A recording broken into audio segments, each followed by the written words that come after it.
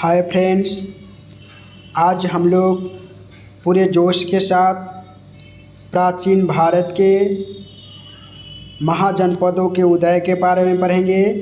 और आज हम लोग ये प्राचीन भारत के 5वें दिन, एंशिएंट हिस्ट्री के 5वें दिन के टॉपिक महाजनपदों के उदय के बारे में पढ़ेंगे। मैं आप लोगों से आशा करता हूँ कि पहले जो मैं प्राचीन भारत के बारे में कुछ जो टॉपिक पढ़ा रखे उनको आप बार बार रिवाइज कर रहे होंगे और आपको हमारे वीडियो पसंद आ रहे होंगे। अगर हमारे वीडियो पसंद आ रहे हैं तो उन्हें लाइक और शेयर ज़रूर किया कीजिए, अपने दोस्तों के पास सेंड किया कीजिए ताकि उन्हें भी पढ़ने का मौका मिले। तो दोस्तों, हम लोग आज महाजनपदों का उदय के बारे में पढ़ेंगे और ये कॉम्पिटिटिव एग्ज़ाम को लेकर के बहुत इम्पोर्टेंट है और इससे बार बार एक कंपटीशन एग्ज़ाम में जो भी एग्ज़ाम आप देने जाते हैं उनमें एक न एक प्रश्न ज़रूर मिलते हैं। इसलिए इस टॉपिक को आप अच्छे से रिवाइज करके एग्ज़ाम देने जाएं। चलिए, तो बिना देर करते हुए हम महाजनपदों के उदय के बारे में पढ़ाना शुरू करते हैं। सबसे मोस्ट इम्पॉर्टेंट क्वेश्चन पहला ही है कि बुद्ध के जन्म के पूर्व 6ठी शताब्दी ईसा पूर्व में भारतवर्ष 16 जनपदों में बटा हुआ था। अर्थात इस लाइन का मतलब ये हुआ कि बुद्ध भगवान के जन्म होने से पहले भारतवर्ष जो था, अर्थात भारत जो था, 16 जनपदों में बटा हुआ था। कितने जनपदों में बटा हुआ था दोस्तों? 16 जनपदों में। कितने जनपदों में? 16 जनपदों में। इस बात की जानकारी हमें कहाँ से मिलती है? तो एक बौद्ध ग्रंथ है जिसका नाम है अंगुत्तर निकाय। इस बात की जानकारी कहाँ से मिलती है दोस्तों? तो इस बात की जानकारी हमें बौद्ध ग्रंथ के अंगुत्तर निकाय से मिलता है। बौद्ध ग्रंथ के अंगुत्तर निकाय से। तो सवाल कैसे आएगा? बुद्ध के जन्म से पहले भारतवर्ष कितने जनपदों में बटा हुआ था दोस्तों? तो 16 जनपदों में। कितने जनपदों में? 16 जनपदों में। और इस बात की जानकारी हमें कहाँ से मिलता है? तो बौद्ध ग्रंथ अंगुत्तर निकाय से। अर्थात बौद्ध धर्म का एक ग्रंथ है जिसका नाम है अंगुत्तर निकाय और इस अंगुत्तर निकाय से हमें भारत के 16 महाजनपदों के बारे में पता चलता है। अब देखिएगा, उससे ज़्यादा इम्पोर्टेंट क्वेश्चन है कि ये जो महाजनपद हैं नंबरिंग करके 1 से 13 तक, उनमें ये जनपद और उनके राजधानी को हमेशा पूछता है। इसलिए इस जनपद को और राजधानी को अच्छे से याद कर लेंगे। पहला आपको दिया गया है दोस्तों जो है अंग। क्या है? अंग। सवाल कैसे पूछेगा? अंग की राजधानी कहाँ है? चंपा। अंग की राजधानी चंपा। और अंग वर्तमान में भारत के भागलपुर और मुंगेर के क्षेत्र में पड़ता है। वर्तमान में भारत के भागलपुर और मुंगेर के क्षेत्रों में पड़ता है। और भागलपुर और मुंगेर दोनों कहाँ है दोस्तों? बिहार में। याद रखिएगा। मगध की राजधानी कहाँ है? ये बहुत इंपॉर्टेंट है, कई बार एग्जाम में पूछे जा चुके हैं, इसलिए आप महाजनपद और राजधानी तो याद जरूर कर लें। मगध की राजधानी कहाँ थी? तो गिरिवर या राजगिरी।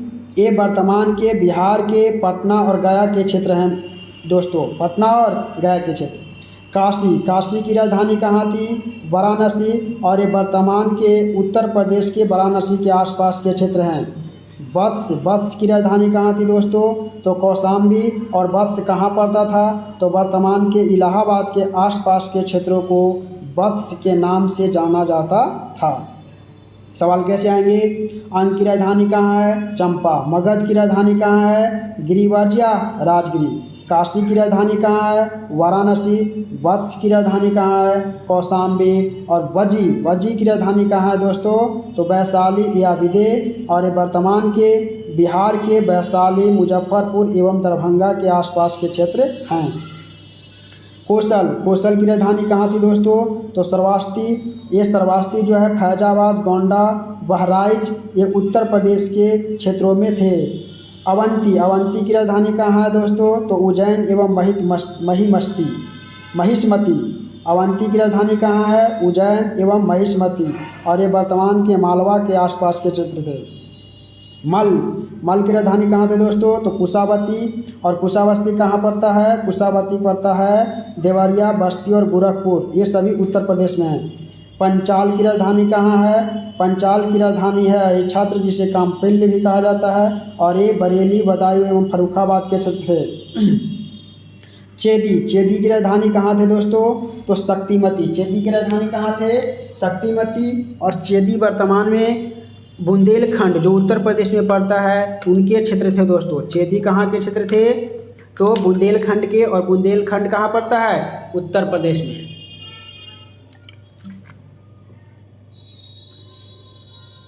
नेक्स्ट देखेंगे कुरु की राजधानी कहाँ थी दोस्तों? तो इंद्रप्रस्थ, और इंद्रप्रस्थ वर्तमान के दिल्ली, मेरठ एवं हरियाणा के कुछ क्षेत्रों में पड़ते हैं।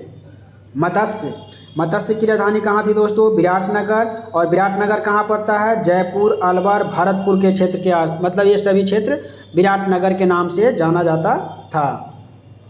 नेक्स्ट हम लोग देखेंगे कंबोज की राजधानी कहाँ थी दोस्तों? हाटक, और ये राजौरी एवं हजारा का क्षेत्र था। सूरसेन कहाँ पर? सूरसेन का राजधानी कहाँ था दोस्तों? तो मथुरा, और मथुरा उत्तर प्रदेश के आसपास के क्षेत्र थे। अस्मक की राजधानी कहाँ था दोस्तों? तो पोटली एवं पोतन। अस्मक की राजधानी कहाँ थी? तो पोटली या पोतन, ये गोदावरी नदी के क्षेत्र के आसपास का एरिया था। गंधार की राजधानी कहाँ है दोस्तों? तक्षशिला, और गंधार के ही रहने वाले थे महाभारत में शकुनी, याद रखिएगा। और ये वर्तमान के रावलपिंडी एवं पेशावर के क्षेत्र पड़ते थे। तो ये जो महाजनपद एवं उनकी राजधानी हमने जो पढ़ाया, मोस्ट इम्पॉर्टेंट टॉपिक है, इन्हें आप याद कर लें, कम से कम महाजनपद और राजधानी तो याद कर ही लें। नेक्स्ट हम लोग देखेंगे इसी में जैन धर्म के बारे में दोस्तों। किस धर्म के बारे में? जैन धर्म के बारे में। तो चलिए हम लोग शुरू हो जाते हैं जैन धर्म के बारे में। पहला क्वेश्चन है जो मोस्ट इम्पॉर्टेंट है, जैन धर्म के संस्थापक कौन थे? जैन धर्म के संस्थापक एवं प्रथम तीर्थकर ऋषभदेव थे। सवाल कैसे आएगा? जैन धर्म के संस्थापक कौन थे? जैन धर्म के संस्थापक कौन थे? तो आपका आंसर होगा ऋषभदेव। या सवाल ऐसे आएगा कि जैन धर्म के प्रथम तीर्थकर कौन थे? तो उसका भी आंसर होगा ऋषभदेव। जैन धर्म के 23वें तीर्थकर पार्श्वनाथ थे। जैन धर्म के 23वें तीर्थकर कौन थे दोस्तों?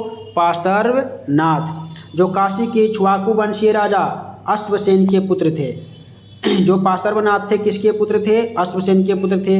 इन्होंने 30 वर्ष की अवस्था में संन्यास जीवन को स्वीकारा। कितने वर्ष की अवस्था में? 30 वर्षों की अवस्था में। इनके द्वारा दी गई शिक्षा थी, पहला नंबर पे हिंसा ना करना, अर्थात किसी को नहीं सताना है, किसी जीव की हत्या नहीं करना है। दूसरा, सदा सत्य बोलना, मतलब कभी झूठ नहीं बोलना है। तीसरा, चोरी ना करना, और चौथा था संपत्ति न रखना। सवाल कैसे आएंगे? जैन धर्म, पहला सवाल आएगा जैन धर्म के 23वें तीर्थकर कौन थे? तो पार्श्वनाथ आपका आंसर होगा। दूसरा, पार्श्वनाथ किसके पुत्र थे? तो अश्वसेन के पुत्र थे। और चौथा, अगला प्रश्न आएगा कि पार्श्वनाथ ने कितने वर्ष की अवस्था में संन्यास जीवन स्वीकारा? तो 30 वर्ष की अवस्था में। और इनके द्वारा दी गई शिक्षा कितने थे दोस्तों? तो 4 थे, जिसमें पहला था हिंसा न करना। हिंसा न करने का मतलब कि किसी को मानसिक या शारीरिक रूप से नहीं सताना। दूसरा था सदा सत्य बोलना, अर्थात आप लोग को झूठ नहीं बोलना है। और तीसरा है चोरी न करना। और चौथा था संपत्ति न रखना। महावीर स्वामी मोस्ट इम्पॉर्टेंट है दोस्तों। महावीर स्वामी जैन धर्म के 24वें एवं अंतिम तीर्थकर हुए। महावीर स्वामी जैन धर्म के 24वें एवं अंतिम तीर्थकर हुए। यहाँ से सवाल आते हैं तो आते हैं, पूछता है सवाल कि जैन धर्म के अंतिम तीर्थकर कौन हुए? तो महावीर स्वामी। महावीर का जन्म 540 ईस्वी पूर्व में कुंडग्राम, याद रखिएगा महावीर का जन्म कहाँ हुआ? कुंडग्राम, जो वैशाली में पड़ता है। इनके पिता सिद्धार्थ ज्ञात्री कुल के सरदार थे। ये भी पूछ देता है कि महावीर किस कुल के थे? तो ज्ञात्री कुल के। और माता त्रिशिला लिच्छवी राजा चेटक की बहन थी। किसकी बहन थी? चेटक की बहन। नेक्स्ट हम लोग देखेंगे VVI है। महावीर की पत्नी का नाम यशोदा। महावीर की पत्नी का नाम क्या था दोस्तों? यशोदा। और पुत्री का नाम था अनुजा प्रिय दर्शनी। पुत्री का नाम क्या था? अनुजा प्रिय दर्शनी। महावीर के बचपन का नाम वर्धमान था। इन्होंने 30 वर्ष की उम्र में माता पिता की मृत्यु के बाद अपने बड़े भाई नंदीवर्धन से अनुमति लेकर के संन्यास जीवन को स्वीकारा। सवाल कैसे आता है? महावीर के बचपन का नाम क्या था? तो वर्धमान। इन्होंने कितने वर्ष की अवस्था में संन्यास जीवन लिया? तो 30 वर्ष की अवस्था में। किससे आज्ञा लेकर? तो अपने बड़े भाई नंदीवर्धन से आज्ञा लेकर। नेक्स्ट हम लोग देखेंगे दोस्तों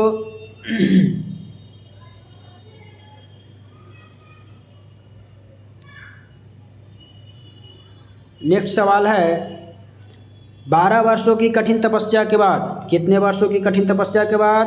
12 वर्षों की कठिन तपस्या के बाद महावीर को जृंभिक के समीप ऋजुपालिका नदी के तट पर, 12 वर्षों की कठिन तपस्या के बाद, कितने वर्षों के बाद? 12 वर्षों के, 12 वर्षों की कठिन तपस्या के बाद महावीर को जृंभिक के समीप ऋजुपालिका नदी के तट पर साल वृक्ष के नीचे तपस्या करते हुए संपूर्ण ज्ञान का बोध हुआ। सवाल कैसे आएंगे? महावीर को कितने वर्ष तपस्या करने के बाद ज्ञान की प्राप्ति हुई? तो 12 वर्ष। किस वृक्ष के नीचे? तो साल वृक्ष के नीचे। किस नदी के किनारे? तो ऋजुपालिका नदी के किनारे। इसी समय से महावीर क्या कहलाए? जिन कहलाए, अरहत कहलाए और निर्ग्रंथ कहलाए। महावीर, ये सवाल बहुत बार पूछा जा चुका है। महावीर ने अपना उपदेश प्राकृत भाषा में दिया। कौन सी भाषा में? प्राकृत, जिसे अर्धमागधी भी कहा जाता है। महावीर के अनुयायियों को क्या कहा जाता है? निर्ग्रंथ। महावीर के प्रथम अनुयायी उसके दामाद कौन बने? जामिल बने। महावीर के दामाद का नाम क्या था? जामिल, जो उनका प्रथम अनुयायी था, याद रखिएगा। प्रथम जैन भिक्षुणी नरेश दधिवानी की पुत्री चंपा थी। जैन भिक्षुणी कौन बनी प्रथम बार? चंपा। महावीर ने अपने शिष्यों को 11 गंधर्वों में विभाजित किया। कितने गंधर्वों में दोस्तों? 11 में। आर्य सुधर्मा अकेला ऐसा गंधर्व था जो महावीर के मृत्यु के बाद भी जीवित रहा और जो जैन धर्म का प्रथम थेरा या मुख्य उपदेशक हुआ। आर्य सुधर्मा जो था अकेला एक ऐसा गंधर्व था, कुल 11 गंधर्व थे ना, उसमें से एक ऐसा गंधर्व था जो महावीर के मृत्यु के बाद भी क्या रहा? जीवित रहा। पूछा जा चुका है सवाल। स्वामी महावीर के भिक्षुणी संघ की प्रधान कौन थी? तो चंदना थी, याद रखिएगा। कौन थी? चंदना। नेक्स्ट हम लोग देखेंगे दोस्तों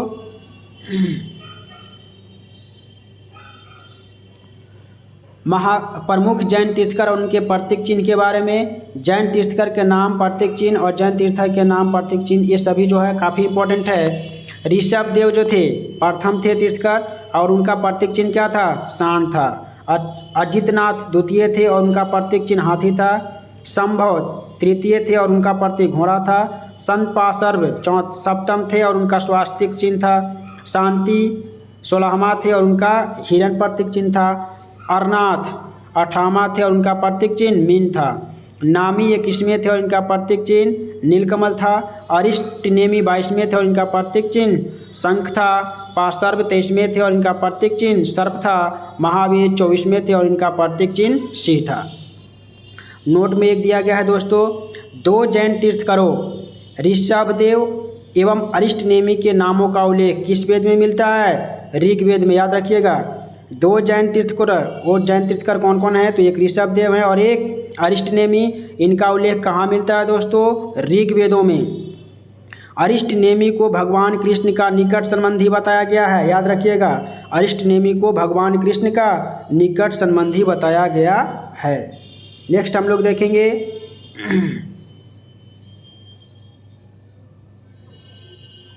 लगभग 300 ईस्वी पूर्व में मगध में 12 वर्षों का, कितने वर्षों का? 12 वर्षों का भीषण अकाल पड़ा, जिसके कारण भद्रबाहु अपने शिष्यों के सहित कहाँ चले गए? कर्नाटक चले गए। किंतु कुछ अनुयायी स्थूलभद्र के साथ कहाँ रह गए? मगध में ही रुक गए। भद्रबाहु के वापस लौटने पर मगध के साधुओं से उनका क्या हो गया? गहरा मतभेद हो गया, मतलब लड़ाई झगड़ा हो गया, जिसके परिणाम स्वरूप जैन धर्म 2 भागों में बट गया। एक श्वेतांबर हुआ और दूसरा दिगंबर। तो जैन संप्रदाय कितने भागों में बट गया दोस्तों? 2 में, एक में श्वेतांबर और दूसरा में दिगंबर। स्थूलभद्र के शिष्य, किसके शिष्य? स्थूलभद्र के शिष्य श्वेतांबर हुए और भद्रबाहु के शिष्य दिगंबर। श्वेतांबर जो थे श्वेत वस्त्र धारण करते थे और दिगंबर जो है नग्न रहते हैं, कोई कपड़ा नहीं पहनते हैं। अब देखिएगा जैन संगतियाँ, तो प्रथम जैन संगति 300 ईस्वी पूर्व में पाटलिपुत्र में हुआ था दोस्तों, याद रखिएगा। ये जैन संगतियाँ तो पूछता है। प्रथम जैन संगति कब हुआ? 300 ईस्वी पूर्व में। कहाँ हुआ? पाटलिपुत्र में हुआ। अध्यक्ष कौन था? स्थूलभद्र। द्वितीय बौद्ध संगति कब हुआ? 512 ईस्वी में। कहाँ हुआ? तो बल्लभी में हुआ, जो गुजरात में पड़ता है। और इनकी अध्यक्षता कौन कर रहा था? क्षमा श्रवण। याद रखिएगा। प्रथम कहाँ हुआ? पाटलिपुत्र में। अध्यक्ष कौन था? अस्तुलभद्र। अध्यक्ष तो याद ही रखिएगा, अध्यक्ष और स्थान जरूर याद रखना है, डेट याद रखिए या ना रखिए। तो प्रथम जैन संगति कहाँ हुआ? पाटलिपुत्र में। उसकी अध्यक्षता कौन कर रहा था? अस्तुलभद्र। द्वितीय कब हुआ? 512 ईस्वी में। कहाँ हुआ? बल्लभी में, जो गुजरात में पड़ता है। और इसकी अध्यक्षता कौन कर रहा था? क्षमा श्रवण। नेक्स्ट हम लोग देखेंगे जैन धर्म के त्रिरत्न। जैन धर्म में कितने रत्न हैं? त्रिरत्न हैं। और रत्न कौन कौन से हैं? पहला है सम्यक दर्शन, दूसरा है सम्यक ध्यान और तीसरा है सम्यक आचरण। नेक्स्ट हम लोग देखेंगे दोस्तों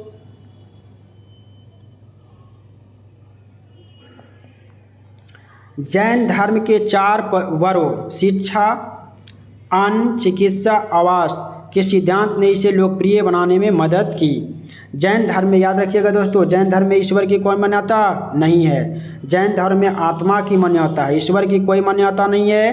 किसकी मान्यता है? आत्मा की मान्यता है।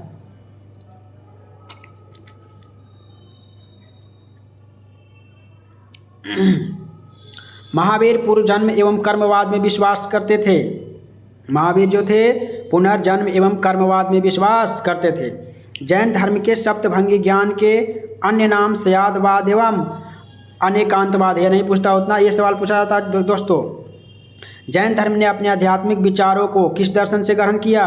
सांख्य दर्शन से। याद रखिएगा, जैन धर्म ने अपने आध्यात्मिक विचारों को किस ग्रंथ से, किस दर्शन से अपनाया? तो सांख्य दर्शन से। जैन धर्म मानने वाले कुछ राजा थे।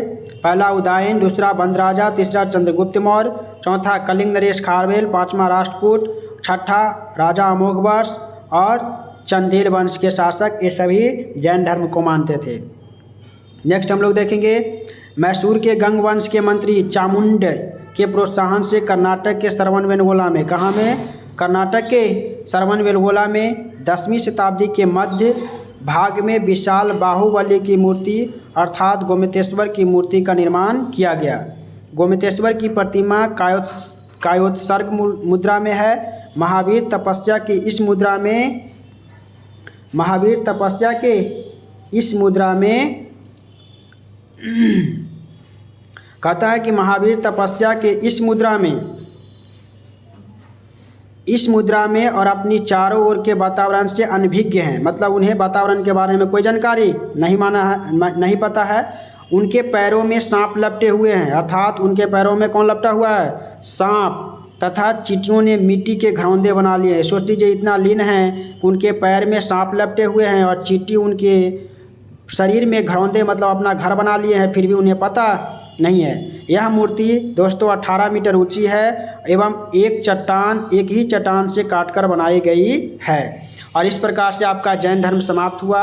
अगर हमारी वीडियो अच्छी लगे तो इसे लाइक, सब्सक्राइब और शेयर जरूर करें। अपने दोस्तों को भी पढ़ने का मौका